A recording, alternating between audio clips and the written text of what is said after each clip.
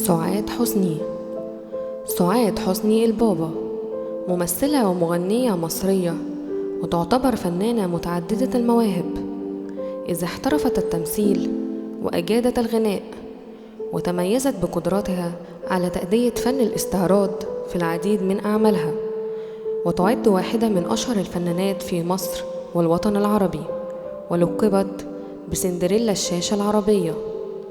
اختيرت في احتفالية مئوية السينما المصرية عام 1996 لتكون في المركز الثاني ضمن استفتاء أفضل ممثلة في القرن العشرين، واختار النقاد 8 أفلام من بطولتها في قائمة أفضل 100 فيلم مصري، لتصبح بذلك الممثلة صاحبة الرقم القياسي بالمشاركة مع فاتن حمامة.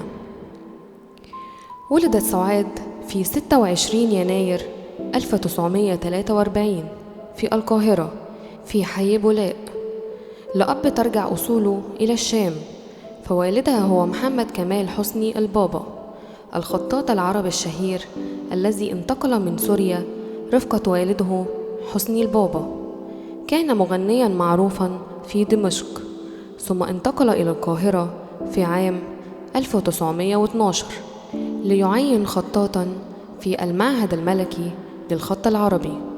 ووالدتها جوهرة محمد حسن مصرية، تنتمي هي الأخرى لعائلة حمصية، وكان لها 16 أخا وأختا، وكان ترتيبها العاشر بين إخوتها، فلها شقيقتان فقط هما كوثر وصباح، و8 إخوة وأخوات لأبيها، منهم 4 إخوة و4 أخوات، و6 أخوات لأمها، منهم 3 إخوة و3 أخوات. ومن أشهر أخواتها من الأب المغنية نجاة الصغيرة. وقد انفصل والدها حين كانت في 5 من عمرها، واقترنت والدتها بالزوج الثاني عبد المنعم حافظ مفتش التربية والتعليم في القاهرة. وفي حضانتها بناتها الثلاث كوثر وسعاد وصباح. ولم تدخل سعاد مدارس نظامية، واقتصر تعليمها على البيت.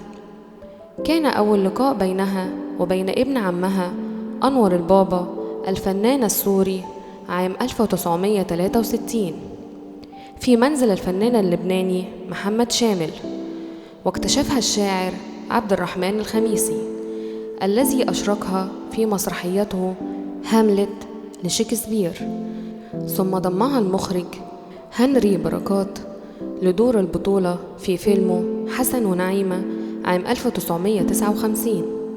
ثم توالت بعدها في تقديم الكثير من الأفلام خلال فترة عقدي ستينيات وسبعينيات القرن العشرين.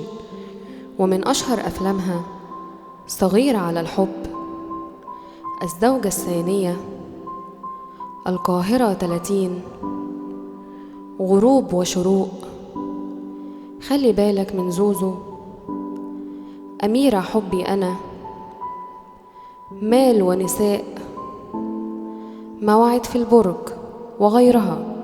ووصل رصيدها السينمائي إلى 91 فيلما.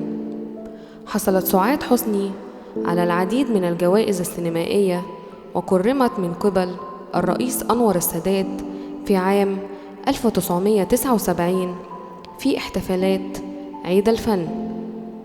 وفي عام 1987 بدأت تعاني من مشاكل صحية في العمود الفقري جعلها تبتعد عن الأضواء والتمثيل، وكان آخر أعمالها هو فيلم الراعي والنساء في عام 1991.